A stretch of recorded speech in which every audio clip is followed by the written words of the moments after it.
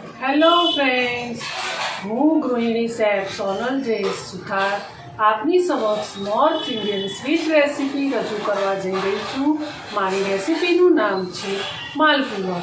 માલપુવામાં મેં ફ્રૂટ્સ અને વેજીટેબલનો ઉપયોગ કરીને ચાસણી વગરના માલપુવા બનાવ્યા છે. માલપુવા બનાવવા માટે આપણે કઈ કઈ સામગ્રી જોઈશે તો અડધો કપ છે ઘઉંનો લોટ, અડધો કપ છે સોજી, પૂરો કપ ભરેલું દૂધ છે, અડધો કપ ખાંડ છે, ફ્રાય કરવા માટે તેલ છે, ઘી છે, 4 થી 5 એલચીના દાણા છે. આ મેં વરિયાળીને ફાઈન મિક્સરમાં ચોપ કરી લીધી છે અને સજાવટ માટે થોડા ડ્રાયફ્રૂટ્સ લીધા છે. માં કેળું છે અને વેજીટેબલ્સમાં છે બીટ અને ગાજર. એલચી અને ખાંડને મેં આ રીતે મિક્સરમાં પીસી લીધા છે. હવે એ જ મિક્સર જારમાં હું ગાજર અને બીટને નાના નાના કટકા કરીને તેની પણ પેસ્ટ બનાવી લઈશું. કેળાને પણ પીસી લઈશું. થોડું આપણે દૂધ એડ કરીને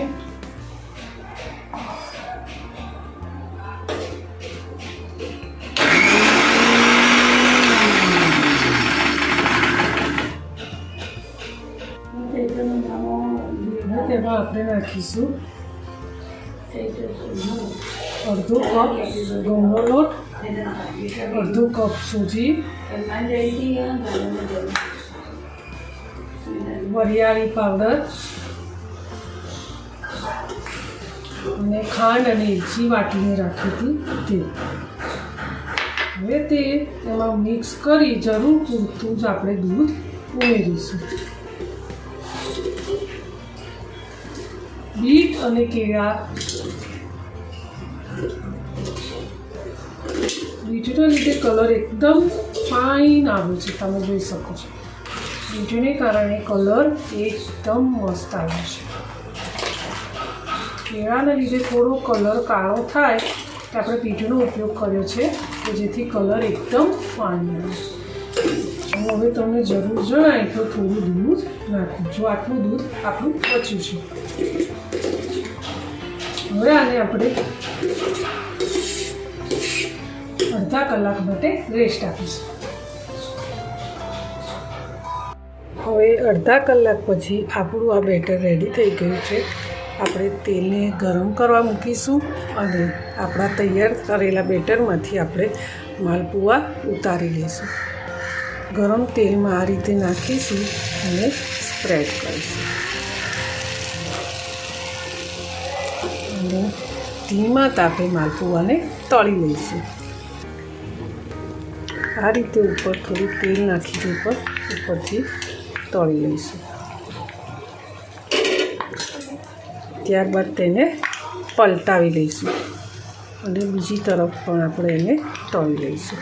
બંને બાજુથી તળાઈ જાય પછી આપણે એને કાઢી લઈશું.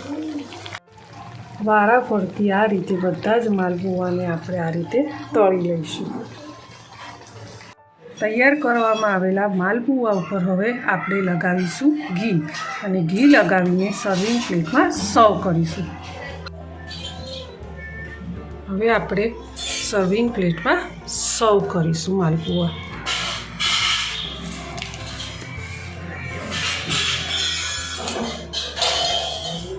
ઘી લગાવવાથી માલપુવા એકદમ સોફ્ટ જ રહે છે અને તેને પિસ્તાથી ગાર્નિશ કરીશ અને ડ્રાયફ્રૂટ્સ સાથે મેં સર્વ કરીશું.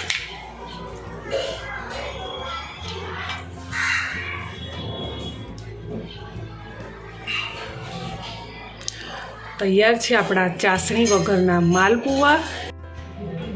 તૈયાર કરવામાં આવેલા માલપુવાને મેં પિસ્તાથી ગાર્નિશ કર્યું છે અને ડ્રાયફ્રૂટ સાથે સર્વ કરવામાં આવ્યું છે. Thank you.